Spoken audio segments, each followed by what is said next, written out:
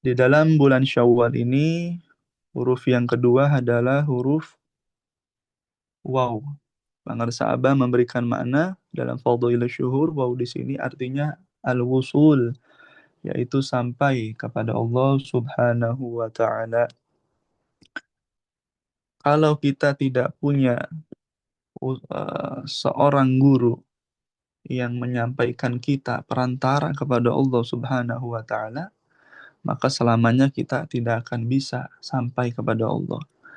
Kalau dalam kitab ini Abah memberikan penjelasan yang luar biasa. Beliau mengatakan wala yasilu ahadun ilallahi ta'ala illa bidzikrihi fi kulli lamhatin wa nafasin bi'adadi kulli ma'lumin fi kulli halin wa fi kulli mahallin wa ahwalin. Dan tidak akan sampai seorang pun kepada Allah melainkan dengan zikrullah pada setiap kedipan mata dan tarikan nafas sebanyak semua yang diketahui pada setiap kondisi, bahkan seluruh tempat dan keadaannya. Dan usul kepada Allah, kata Abah, tidak akan sampai kita kepada Allah kecuali dengan dikirnya. Nah, untuk mendapatkan dikir ini, maka mesti ada wasilah. Kalau Hadratul Syekh, Pangarsa Abah itu pernah mencontohkan begini, pulsa saja tidak bisa masuk sendiri, wajib, mesti, kudu harus ada yang memasukkan ke dalam HP. Nah, selama pulsa itu tidak bisa masuk sendiri, begitu juga la ilaha illallah tidak akan bisa masuk sendiri begitu saja ke dalam ruh atau kolbu seseorang. Wajib mesti ada yang memasukkannya. Memasukkan kalimat tersebut melalui pena Allah, yakni dengan lisan dari seorang guru mursyid, seorang arif billah di zamannya. Nah, itulah diantaranya kalam Tuhan Syekh Pangersabah. Maka selamanya kalau kita mendengar penjelasan Tuhan Syekh yang luar biasa tadi mengenai pulsa tidak akan bisa masuk sendiri, mesti ada yang memasukkannya. Biasa kalau kita beli voucher digosok dulu tuh kan, pakai uang koin biasanya. Nah, itu muncul kalau dulu tuh biasanya ada nomor seri itu yang kita masukkan ke dalam pulsa. Itu pulsa yang ibarat kata kita bisa beli di counter gitu kan, di counter HP, di tukang pulsa. Kalau sekarang kan sudah ada yang banking, contohnya memudahkan transaksi. Itu pun harus ada dimasukkan nominalnya sekian.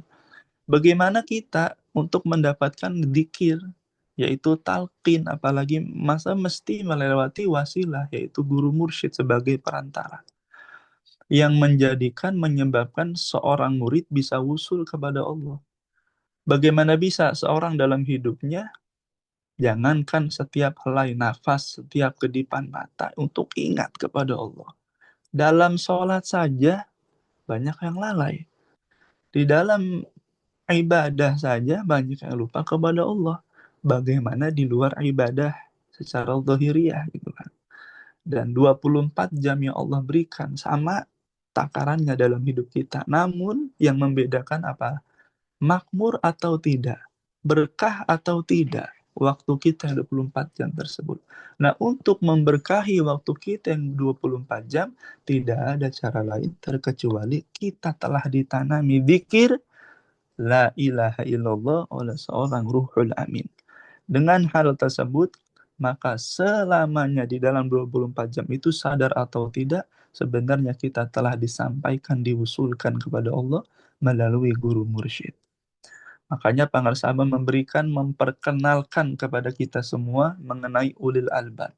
Mereka orang-orang yang istiqomah berzikir, yang cerdas, yang kecerdasannya di atas rata-rata. Allah Ta'ala mengatakan dalam Quran, Alladzina yadhkurunallaha qiyaman wa qu'udan wa ala junubihim wa yatafakkaruna fi khalqis samawati wal ard. Allah Ta'ala mengatakan mengenai ulil albab, mereka adalah orang yang senantiasa berzikir kepada Allah Ta'ala, baik dalam keadaan berdiri, duduk, dan berbaring. Dan mereka senantiasa memikirkan penciptaan langit dan bumi. Dan Abah meneruskan, La ghaflata lahum walau tarfata'in. Siapa mereka itu tidak sedikit pun lalai dalam diri mereka, untuk mengingat Allah meskipun hanya sekedipan mata saja. Masya Allah. Artinya seseorang yang telah ditalqin melalui seorang wasilah guru mursyid, ditanami dzikir dalam dirinya, itulah alat untuk dia sampai dan wusul kepada Allah Subhanahu wa taala. Maka usul itu telah kita miliki. Kita telah diberikan alatnya dan kita telah dibersamakan oleh orang yang telah wusul kepada Allah. Maka Abah mengatakan, Wallahi ma wasala man wasala illa bisuhbati man wasala. Demi Allah tidak akan sampai seseorang kepada Allah. Tidak akan bisa wusul siapapun kepada Allah terkecuali telah membersamai orang yang telah wusul kepada Allah Subhanahu wa taala. Kalau kita telah membersamai orang manusia pilihan Allah yakni guru mursyid yang telah wusul kepada Allah, maka kita pun akan disampaikan olehnya kepada Allah Subhanahu wa taala.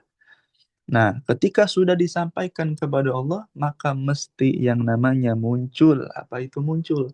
Bukti di dalam diri. Nah, usul ilallah sampai kepada Allah diukur secara lahiriah dari mana? Dari kata Abah, bagaimana kita mengaplikasikan atau menerapkan di dalam kehidupan sehari-hari 9 pilar peradaban dunia yang ada di dalam tanbih. Kalau dalam Quran Allah kan pernah berfirman dalam surat Al-Fath. Allah mengatakan simahum fi wujuhihim min atharis sujud. Pada wajah mereka itu nampak atau ada tanda atau bekas sujud. Nah, kalau pada umum ada ya tetangga atau saudara-saudari kita sebagian menafsirkan ini kan adalah jidatnya tuh hitam gitu kan. Di antaranya bekas sujud. Bukan itu maksudnya. Hadratus Syekh memberikan makna yang jauh lebih dahsyat dari itu.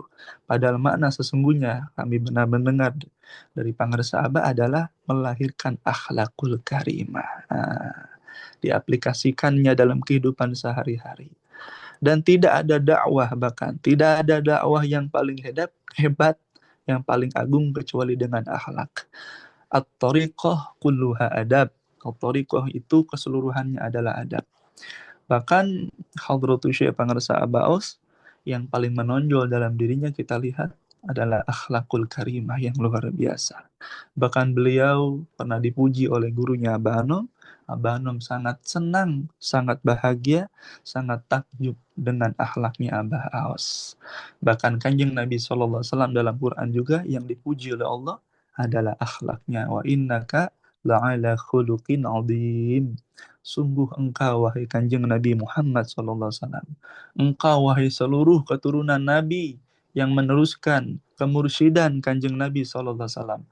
Yang meneruskan Ruhul Amin di zaman ini. Manusia satu pilihan Allah, yaitu Mursyid Kamil Mukamil. Derajatmu sangat agung, akhlakmu sangat luhur. Demikian Allah memuji dalam Al-Quran. Maka Hadratus Syekh pernah menyampaikan la yasillu makhluk illa khaliq illa bil akhlak. Tidak akan sampai seorang hamba, seorang makhluk kepada sang khaliq kecuali dengan akhlak. La yasillu akhlak illa bimudawamati dzikrillah. Tidak akan sampai makhluk kepada sang khaliq, tidak akan sampai makhluk kepada Allah dan tidak memiliki. Kita tidak akan pernah punya akhlak yang baik kecuali dawam istiqomah berzikir kepada Allah Subhanahu wa taala. Sebab segala kelalaian manusia, segala khilaf manusia, kealfaan kita semua disebabkan kita telah ghaflah lupa kepada Allah Subhanahu wa taala. Maka yang masyhur kalam Imam Junaid Al-Baghdadi yang Pangersa Abah beberapa kali mengutarakan mengambil kalam Imam Junaid Al-Baghdadi, beliau mengatakan li anna ghaflata 'anillah asyaddu min dukhulin nar. Jadi orang yang lupa kepada Allah bisa dikatakan lebih bahaya daripada orang yang masuk ke dalam neraka. Sebab seluruh dosa, kata Pangersa Abah, dosa besar itu, inti dari itu semua penyebabnya adalah ketika manusia lalai lupa kepada Allah Subhanahu wa taala. Seolah-olah ketika dia lupa kepada Allah, dia lupa bahwasanya Allah Maha melihat, Allah Maha mendengarnya, Allah Maha memperhatikannya. Jangankan secara zahir, yang terbesit di dalam kolbunya saja Allah Maha mengetahui. Maka orang manusia-manusia pilihan Allah yang telah ditalkin tadi, ciri orang tersebut usul kepada Allah, di antaranya di dalam dirinya ada 3 ciri kata para sahabat. Hummuhum ilallah, wa syughluhum billah, wa ruju'uhum ilallah. Ciri orang yang usul kepada Allah di antaranya dalam dirinya adalah keinginannya hanyalah kepada Allah. Kesibukannya adalah bersama Allah. Kembalinya hanya kepada Allah Subhanahu wa taala, dan itu diantaranya kalam Imam Yazid Al-Bustami. Dan ketiga ciri ini terdapat dalam diri manusia mursyid kamil mukamil. Dan mursyid mentalkinkan itu, kalimat tersebut, kalimat tauhid, kalimat mulia, dzikrullah ke dalam seorang diri, ruhnya seorang murid, maka ketiga ciri ini pun ada dalam diri seorang murid.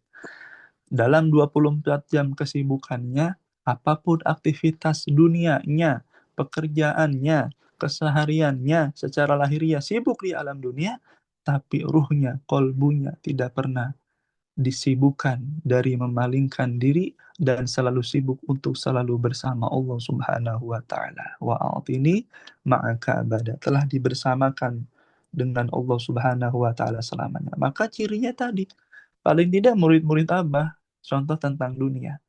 Saya pengen punya kendaraan. Kalau dulu mentok paling jalan-jalan gitu ya. Pengen jalan-jalan punya kendaraan, mobil gitu. Kita baru punya motor, udah dikasih mobil paling mentok-mentok jalan-jalan gitu atau silaturahim kemana ke sini. Tapi sekarang diantaranya mesti ada niat. Saya pengen punya kendaraan mobil, ketika punya mobil untuk apa? Mesti pengen sohbah ke Abah. Mesti dipakai untuk manakiban gitu kan. Seputar apa? Seputar hal-hal yang bagaimana kendaraan itu setidaknya bisa menunjang dia untuk bisa sampai ke tempat-tempat manakib itu.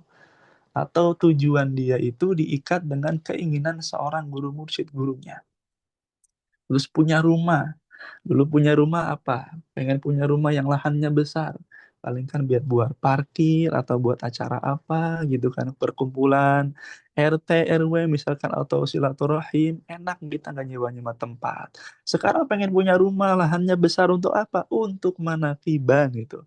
Atau yang paling tinggi biar nanti kalau didatangi oleh Abah sewaktu-waktu semoga dibisahkan kita bisa menjamu Abah di rumah gitu kan. Ada lahan yang enak, bisa rutinan manakib. Nah, terkadang niat-niat seperti itu kita diberikan rezeki, pengen buka manakib, pengen infak di jalan Allah, pengen disisihkan sebagian untuk apa? Untuk memakmurkan masjid, memakmurkan musola, membantu orang-orang yang kesusahan dan sebagainya. Niat-niat baik tersebut diantaranya walaupun kesibukannya dunia tadi, tapi ada terbesit dalam kolbu seorang murid-murid Pangersabah, itulah di antara benih-benih zikir kepada Allah, karena dia telah diusulkan kepada Allah, niat baiknya tidak jauh dari keinginan gurunya.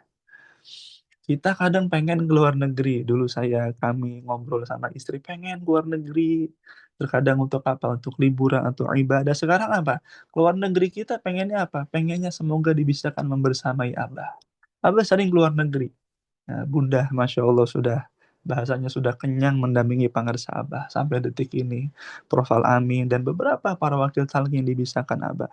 Kita keluar negeri, keluar nanti ini ada apa perjalanan manakib, manakib keliling ke pulau keluar Pulau Jawa, ziarah ke para wali-wali. Itu kan penapak tilas dan ingin ikut gitu, terbawa keinginannya Pangarsa Abah.